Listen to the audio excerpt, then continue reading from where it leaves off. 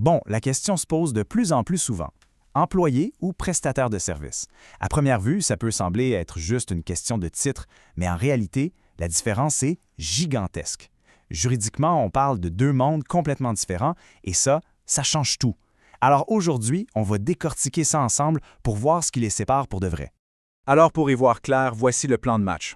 D'abord, on va se concentrer sur le contrat de travail le plus commun. C'est quoi exactement? Quels sont ces fameux piliers? C'est quoi le vrai pouvoir de l'employeur? Puis on regardera les petites clauses qui peuvent se cacher dedans. Ensuite, on va explorer l'autre option, la prestation de service. Et à la fin, on va mettre le doigt sur le point crucial. La seule chose qui différencie vraiment les deux. Allez, c'est parti, on commence avec le grand classique, la base de la plupart des relations de travail, le contrat de travail. On pense souvent une job, une paie, et voilà, c'est un emploi. Ça semble logique, non? Bien, pour la loi, c'est un peu plus compliqué que ça. C'est pas si simple, et c'est justement là que ça devient intéressant.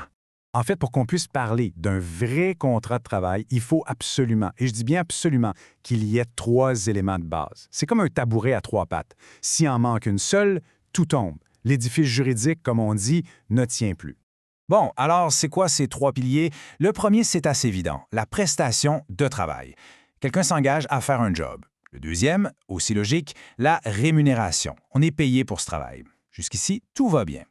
Mais c'est le troisième qui est la vraie clé de tout. Et c'est souvent là que ça se complique. C'est le fameux lien de subordination. En gros, ça veut dire que le travail se fait sous l'autorité d'un employeur, qui a son mot à dire sur comment les choses font. Il ne faut pas oublier que ce contrat-là, ce n'est pas à sens unique. C'est un engagement des deux bords. L'employé, de son côté, doit faire le travail demandé, bien sûr, suivre les règlements de la place et être loyal. Mais l'employeur aussi a ses devoirs. Il doit payer le salaire, fournir du travail à faire et, très important, s'assurer que l'environnement est sécuritaire. OK, maintenant, creusons un peu plus cet élément-là, le lien de subordination. C'est un peu un terme juridique, mais concrètement, dans la vie de tous les jours, ça veut dire quoi?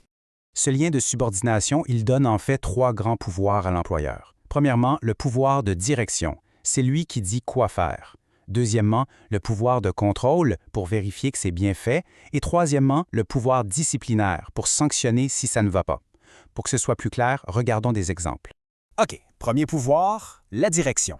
C'est simple, c'est le droit de l'employeur de décider où l'entreprise s'en va. Par exemple, le grand patron du Futuroscope qui dit « on investit un gros montant dans la formation pour notre nouveau projet, l'Aquascope ». Bien ça, c'est un parfait exemple. Il utilise son pouvoir de direction pour orienter l'entreprise. Ensuite, le deuxième pouvoir, le contrôle. Ça permet à l'employeur de vérifier que le travail est fait comme il se doit et que les règles sont suivies.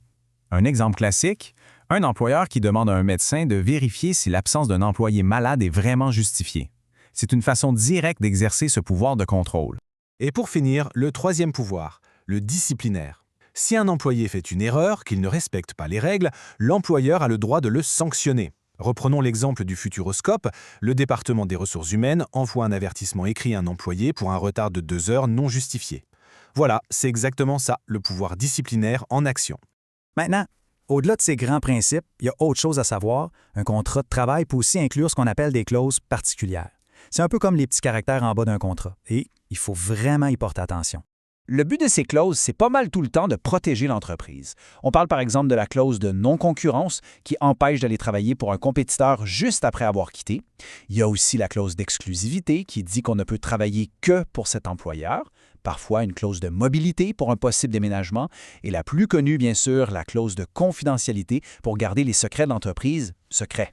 Bon, on a fait un bon tour du contrat de travail. Passons maintenant à l'autre option, la grande alternative, le contrat de prestation de service. Et ici, la petite phrase qui résume tout, c'est « on travaille avec une compagnie, mais on ne travaille pas pour elle ». La nuance est mince en apparence, mais elle est énorme.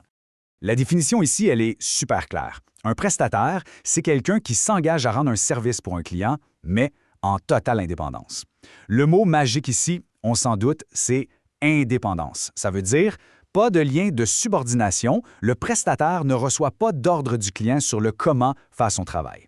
Bien sûr, il y a quand même des obligations, mais elles ne sont pas pareilles. Le prestataire, lui, doit livrer la marchandise si on veut, réaliser la mission, respecter les échéanciers et des fois même, il y a un devoir de conseil. De son côté, le client doit faire deux choses, payer le montant qui a été convenu et fournir au prestataire ce qu'il faut pour qu'il puisse faire sa job.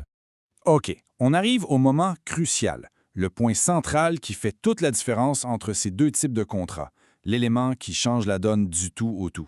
Et la voilà, la grande différence. C'est simple, mais fondamental. Dans un contrat de travail, on est sous l'autorité d'un employeur. Point. Dans un contrat de service, on agit en toute indépendance. C'est vraiment ça. La seule et unique chose que la loi regarde pour faire la distinction, c'est est-ce qu'il y a un lien de subordination, oui ou non? Donc, pour résumer, tout repose sur ce seul critère, le lien de subordination. C'est lui qui trace la ligne dans le sable. C'est le seul facteur décisif. Mais, avec le travail à distance, le numérique, les freelances, est-ce que cette ligne est toujours aussi facile à voir? Et c'est la grande question aujourd'hui. Avec de plus en plus de gens qui travaillent à leur compte, en télétravail, est-ce que cette frontière légale est en train de devenir floue? C'est un débat qui est loin d'être terminé et qui va certainement redéfinir la façon dont on voit le travail dans le futur. Merci d'avoir été là pour cette analyse.